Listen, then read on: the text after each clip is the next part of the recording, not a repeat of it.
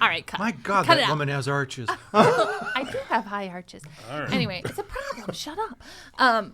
Today we want to talk a little bit about the very, very good episode called Honey Badger. Yeah. There are some scenes in this one that absolutely delight me in how funny and well put together they are. And my gosh, I swear we've just been getting more and more connected as a team on this show, and I think this episode really shows it. You know, trusting each other is a big part of what we do because we're just making it up as we go along. We just have to really jump in and support each other and see what happens. And I think this episode really showed it. Maybe that's why it feels like the people in Broken are so supportive of each other, because we as actors have to be so supportive of each other. Right. Otherwise, it doesn't work. We're kind of hanging on to each other for dear life in a way. Yeah. We have Anthony Floyd and Michael Crowley and Mike Fuller, and I'm Carrie Aguilin. So a lot has been going on in Broken lately. Poor Sarsfield is missing. Mark's cat. One of Mark's cat. 4 cats, but this is Mark's primary cat. And this would Alpha cat. Alpha Yes. cat. And this would probably be a great time for me to explain why the cats are named the way they're named. Sarsfield is a hero of Irish history, Patrick Sarsfield. He was the hero of the Siege of Limerick. So the second one, Parnell, is named after the parliamentarian of the 19th century, Charles Stewart Parnell. Richelieu, of course, was from Cardinal Richelieu. Armand de Duplessis, Cardinal and Duke of Richelieu, who was Louis XIII's advisor in the 17th century. Of course. But Hammurabi was a king of Babylon who was the author of one of the earliest legal codes. Yes. There you go. There's only 71 people in Broken, How many cats? but a lot of cats. And the cats are their own characters. Yeah, I mean, there's Flash, our law enforcement cat. Thank God. 47 pounds of Siamese fighting fury, always ready, always vigilant, always determined. Then we've got Mark's 4 cats. Yeah. And doesn't somebody else have a cat? Well, we mentioned a 5th cat in this episode. Oh, Emily Emily Emily Andre. Andre. Yeah. Emily was, we did a live event. No, we you're didn't. thinking of the wrong person. Wrong person. Yeah. That, her name was, we did a live event and this young girl, she must have been like 12, 13, Yeah. came on stage with us and she made up this whole story about red vines. And it was Yeah, we had a really red funny. vines farm. A red vine. That's And they what were it was. fair trade, organically farmed Yeah. red No, vines. that Yeah. girl's name was When did we Mila Penshow, I But think. when was did her we name. come up with Emily Andre? So Emily Andre, and I say her name wrong every time, is a real person, and she's a dear friend of my oldest daughter's, and she's a brilliant young person who has listened to all the episodes of Broken. Oh. And I was in the car one time dropping them off at soccer practice or something like that, and she said something like, you should have an episode about the cats, or, Mark's cat Sarsfield is almost a real character. But the way she said it was something that really sparked something in my brain that led to this whole Sarsfield gets abducted or gets taken or is missing or something's going on with the cats. The cats need to be more of a role. She recognized that they need to be highlighted a little bit more. Yeah. And I was like, I'm going to name all those cats after you. So that's where that name came from our Right, and in an earlier Muse. episode, we talked about going to find Sarsfield, but maybe like going to Austinville and getting some female cats to help scour the town down. Yeah. super sexist. Yeah. Joey's only like, if they Only consent. if they're consenting. So What? I invented something that would help. Kidder, the cat Yeah. dating, Right. the That cat was dating so application. funny. Where was you can so look funny. at the cat's Swipe right. profile, decide the paw left or paw right, and clearly Emily saw that, so she did the right swiping on Kidder, and there we are. Kidder. And I love that nobody really questions that Sarsfield can really read. And even Brick, when he's alone with the cats and does his sort of soliloquy Back with in them. the Cajuns and Family Gathering Yeah. episode. But he doesn't even question it. You know what the best part about that one? This is way back in season 1 in Family Gathering when Brick goes into the bookstore and he's talking to the cats because Mark's not there. But I love the point when he goes, what am I, going crazy? I'm talking to cats. And the cats have names. Yeah. What is this? The cats don't have names? And I know, and one of them, he goes, "What's your name, Roy Rogers or something?" Yes, Yeah. I love that. Yeah, the cats are such a big part of our life here in Broken, and it's very sweet. But poor Mark is super depressed in this one because He he's still is. searching for Sarsfield. Is Sarsfield just off exploring?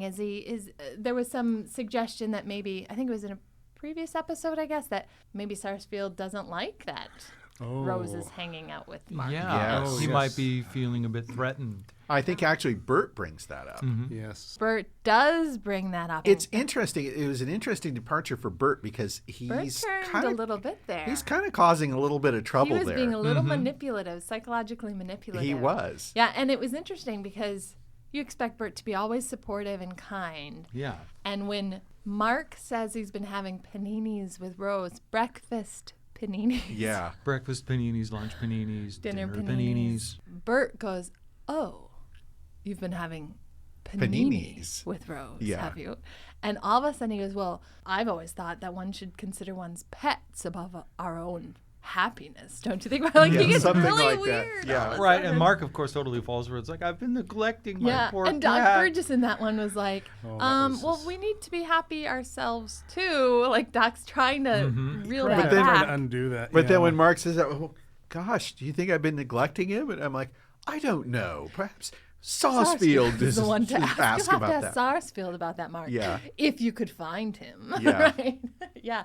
That was If a you fun, could find him. Yeah. that was a fun bit for Bert to hear him be kind of a little mean there. Yeah, he Yeah. was being a little mean. And that's kind of the only flash of that we ever get to see. He finally gets frustrated in the Weiwei Tenango episode too. Oh, right, when everybody's they burning won't down leave the him coffee alone so he can beans. roast his beans. True. But that was just sort of a frustration. Yeah. This was a This little, was a little mean. calculated. Yeah. Yeah. Uh-huh. Maybe more jealousy. I don't know. I mean, Yeah, there's- because at this point, everybody has had a kind of romantic attachment to Rose. That's the unclear thing. Like, Bert clearly loves Rose. Mark loves Rose. Brick Yeah. loves Rose. A lot of other people have had relationships with Rose.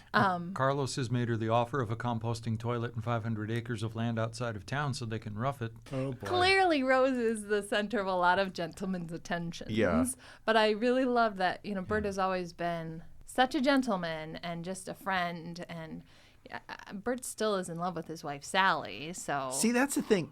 He's attracted to Rose, That's but if right. Rose said, "Let's do it, Bert," I don't know that don't know he'd that do he'd it. do it. I don't think he would. Well, a big part of this episode is not only the cat business, but right in the beginning of this episode, Annika is having Gordy over for pasta dinner. Yes. Remember that?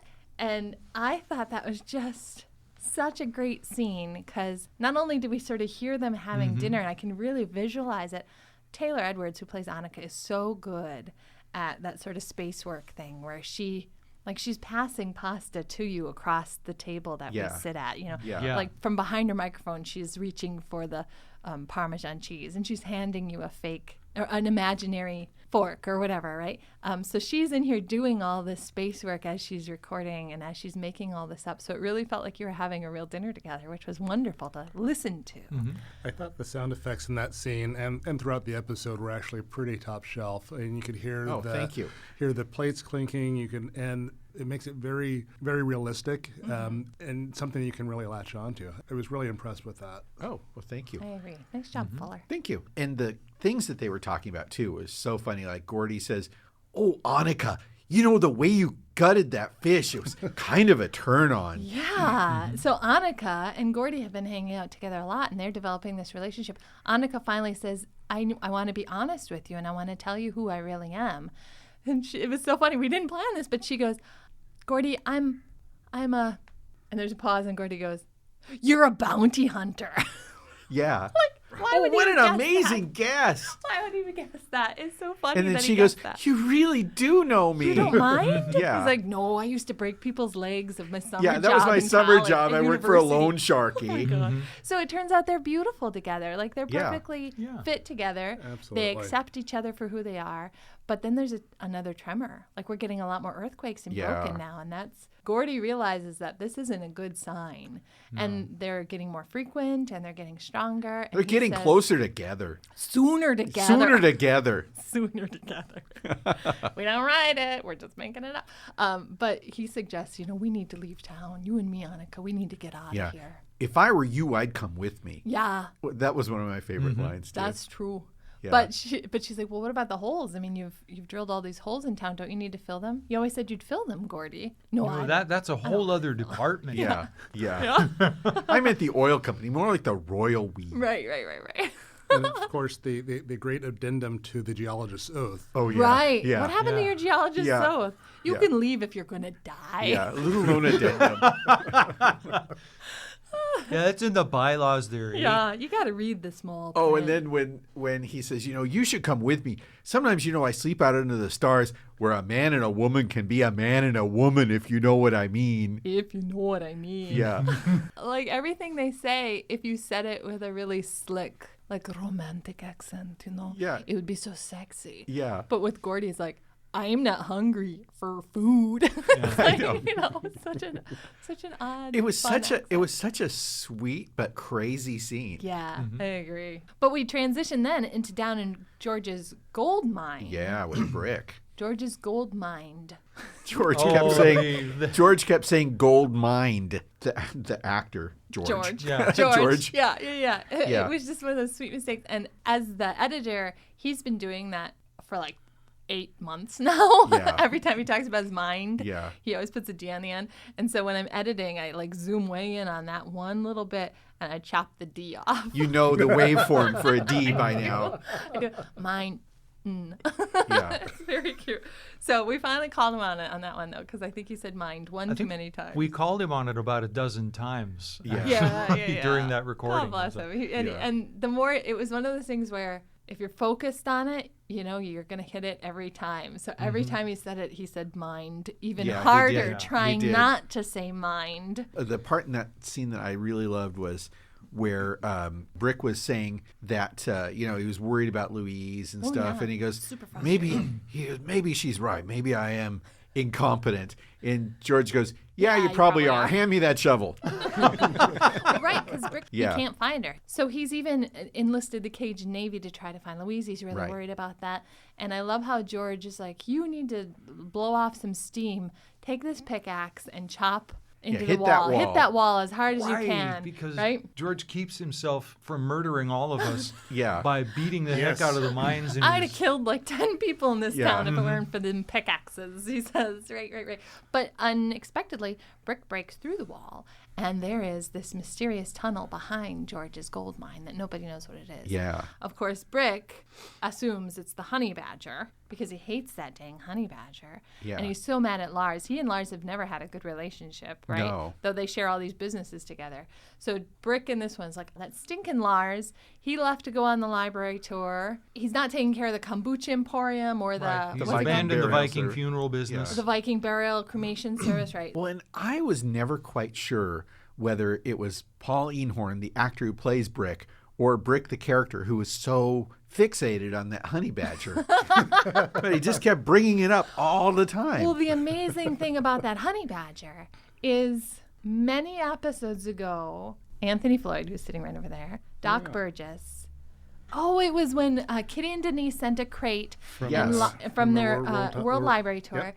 And all we told Anthony and Kevin, who play Doc and Lars, I was like, they sent you something, it's in a big crate, figure out what it is. Yeah. And they crack it open, and Anthony goes, oh, dear God, it's a honey badger. Yeah. And everybody on the cast went, what's a honey badger? Right? But I also have seen wild krats several Yes. times And I because do I have too, children. but- So I know a lot about honey badgers. So I was like, oh, that's so funny. So that just dropped out of the sky that we all of a sudden get a honey badger in town. We get the lobster from Lars and Denise's date long ago, Little Red. That's right. Yes. So now we have a lobster named They Little Red adopted the lobster. with the little lobster collar. They were going gonna to eat it. Lobster leash. Joey had to pull it out of the pot of boiling water so she could form a little leash so they could adopt it and take it home. Right. So now we have this lobster and this honey badger who are kind of like the town mascots and the cats. But this honey badger became such a crucial part of the whole story because That's right. honey badger's digging tunnels. Maybe this honey badger is digging this tunnel behind George's gold mine. Like, if you, Giant Anthony... 6-foot tunnel. But if Anthony hadn't said honey badger, the show, all of season 2 would have gone a different direction. Yeah. And it's that sort of crazy improvisational stuff where we didn't know he was going to say honey badger. Maybe he didn't know he was going to say honey badger, but he dropped it and we had to just go with it. But I definitely like how the honey badger's presence, like the digging ability of a honey badger, became something more akin to a backhoe then Yeah. Well, it was like that one episode of the original Star Trek with the Horta Oh, yes. that was burrowing through all the tunnels using acid or something. It was making these huge tunnels. Yeah. That's how I imagined the honey badger was actually working in this episode. Well, thank goodness for that honey badger because it really affected the rest of the whole season. So, You know something good job, that Anthony. something that just occurred to me. I hadn't thought about this, but there's a lot of abandoned stuff in yeah. Broken. So the school, there's the old Air Force Civil Defense Base, Right. where the dagger met an untimely end. In the missile silo, Yeah, which is above which ground. is part which is part of the air defense base, Right. and then the And then Moshi Moshi Toibashi ship Sure. Yeah, and then Munsky's Bakery. and Munsky's Bakery, all the old abandoned. Rexall drugstore. Yeah. Lots of abandoned buildings in Yeah, town. Yeah. and I have there's- to say that those two things are from Soap Lake. Of course, Mr. Munsky was the baker in Soap Lake, Washington, for many, many years, and there was a Rexall drugstore there that later closed up. God, it's a good thing nobody listens to this show, or we might have to actually pay those people for using all their. Oh, they're long dead. Oh, okay then. Yeah. That's good, I guess. Please send your checks. Congratulations. Please send your royalty Yes. checks. Yeah, right. Yes. Mr. Munsky's Bakery. But that's Soap Lake, something Washington. I'd never really thought about before, that there's these like big abandoned things. So does in that mean town. Broken used to be a much, like, was it ever a cosmopolitan sort of big town? I don't think you could ever call an Alaskan town cosmopolitan, but I think it was larger and thriving at one point. I At least think- that's how I Thriving, imagined it yeah. earlier on. I think it because was. At yeah. some point, all the kids grew up and they left. Yeah. Never But came back. we were never able to replace them. Right. But I always imagined that the town was slowly kind of dying and that there was this little diehard group of 71 people who refused to let it go. So it was like in the 80s, there was the military was there and they had the big fish processing plant. And I bet kids came from all over the place to do summer jobs there. And Broken used to be this happening town. I think it did, and now it's down to 71 people. It's just holding on by a thread. Trying Yeah. to revamp it and revitalize it with the cruise ship and And the hotel. well, that's not going to happen. Wow. And the subway system You just made me a that little Brick was sad. talking about building right. too. The subway system. Well, I don't know. New people do come because Rose is new, right? Yeah. So the produce stand, the organic produce Denise. stand. Denise, right? Yeah. So people do come, but not like they used to, I guess. That sort of makes No. me sad. Well, speaking of Rose, I love the scene and am very embarrassed about the scene where she goes to bring Mark a bunch of brownies Oh, to yeah. sample. with the herb. The Right. herb. The herb is finally ready, and she's trying out different recipes to see what will be the best brownie. And this is a little sad because Rose thinks she's a really good baker, I think. Like in the last Yeah. episode, she tried to give Heather a croissant, and it was like really runny and nasty. And Yeah, that- Louise has always been clear that her food is terrible, but it's become obvious that, God, her food really is terrible. Yeah. And she asks poor Mark, like as he's tasting the brownies and trying to choke them down. You know, the wheels are spinning in overdrive, trying to find the diplomatic way of saying that this food is not food. Right. Like she Yeah. goes, do people not like my baked goods, Mark? And he goes, well, they're interesting. Yeah. They have a, does Heather not like my baked goods? And this is the brilliant part. He goes, Heather just doesn't have, her palate isn't as refined as your, and, No, and I think Rose like gloms onto that. Yeah, that's definitely I I'm think he says definitely a her good cook. palate isn't as, and then Rose goes, as refined. Yes, that's it. Yeah. She's really willing to, she's grasping at whatever she can to hold on to that belief that she's a good cook, I think that it she's was- good at this. But so Mark has tasted some of the brownies and Rose is kind of cuddling up to him and she goes, now that we've had some brownies here in the front room in the living room, why don't we go to another room of the house, right? Yeah. She's like, come on, Mark, let's go to another room. And he goes, yeah. Come on in the kitchen. Woo! She's like, whoa, Yeah. this went someplace exciting really fast. They go into the kitchen, and here we see this scene straight out of a velvet painting on your grandfather's wall in his rec room of a table and all the Or your grandmother's she shack. maybe, perhaps. And there are all the cats around the table and Pugsy. Yes. We got Flash there too. And they're all sitting around the table because Mark has been having a meeting with the cats to try to figure out how to find Sarsfield. I think Rose is a little taken aback at this idea. Like, okay. Yeah, as you would, because she's just been thrown a major curve. She was not hoping for that room of the house, No. but she was Right. open to it. And she was certainly not open to having Mutual of Omaha's Wild Kingdom Right. gathered around the kitchen island. Yeah. I love that visual though of the cats all sitting around. Like I imagine someone's holding a pen and Yes. a pad Yeah. of paper. Maybe there's some flow charts on a flip sheet sort of thing behind them. But And, Well, and and- Pugsy's there too, right? Yeah. Pugsy is there, and that's a funny bit because Pugsy growls at Rose or something, and Mark starts yelling at Pugsy. Like, Yeah. oh, Mr. President, I thought you were kind to the ladies. Yeah, I thought you were a Teapot president dome. who knew how to treat Yeah. a woman. You were renowned as a womanizer. Don't you dare mistreat her. Yeah. Rose is like, Teapot dome scandal. Yeah, that's all what I got for you. That's the height of your administration, Bucko. yeah. Don't you give me that little weird pug eye. But yeah, he really growls at Rose. Yeah, he does. And Rose is like, okay, you're yelling at a dog. And I have to now, tell you, it was Mark." hard to find a pug growling sound effect because they have a really weird growl. Do they? Yeah. And it's kind of like snarly, sort of Yeah. throaty. Yeah, it's a really weird kind of growl. Well, another very fun part of that scene, though, is when Mark says, I wish I was my forest self. Yes. Yeah. I'd be able to find Sarsfield much quicker if I was my forest self. Right, my senses are keener. I can endure longer. I don't need food Stronger, as often. yeah. Stronger, He's faster, stronger, swifter. He's got more endurance. He's got stamina. And would a girl be safe around you when you're your forest self? Yeah. He says something funny like, the veneer of Mark Shaughnessy falls away. The man who can talk for hours about books. And that Yeah. falls that falls away. away. She's like, In his Yeah, place yeah, is yeah. in his place is something primal, something feral.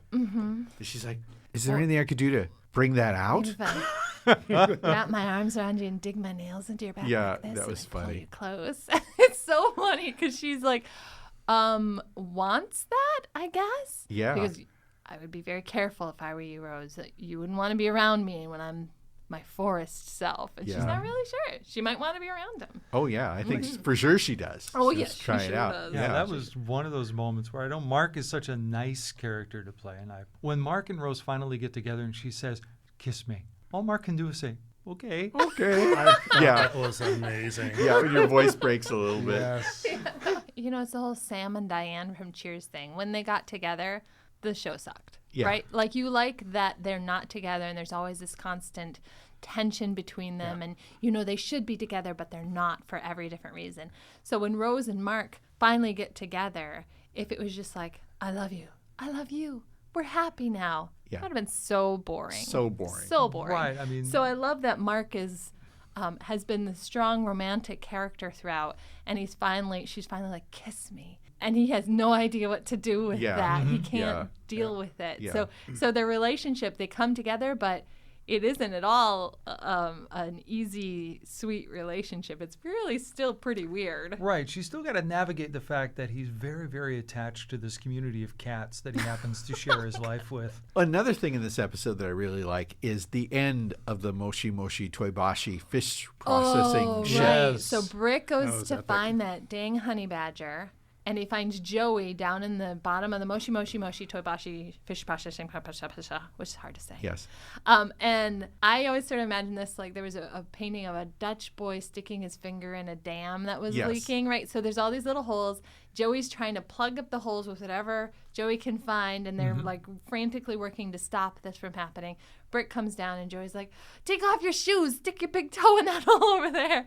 They're struggling, like, I guess the honey badger did this, has been digging all these holes in the hull of the ship. And do you think the honey badger dug holes in the ship, or I the don't ship just finally started to I think it's just started break taking up water. down? Because, I mean, one thing we had talked about, but a scene we never recorded, was where the lawyer from the Moshi Moshi Toibashi fish concern comes to Broken to find out why the ship never reported to Yokohama like 15 years ago for decommissioning like it was supposed to. Right. And it just, I think finally it just rusted out. I think so too. But I love that scene, and I love the way Brick and Joey are relating to each other in that scene. And all of a sudden, Little Red the lobster pops up and swims away. Joey goes, "Swim away, Little Yeah. Red, swim away." But again, the sound effects in that one are so fun because you feel like you're in there.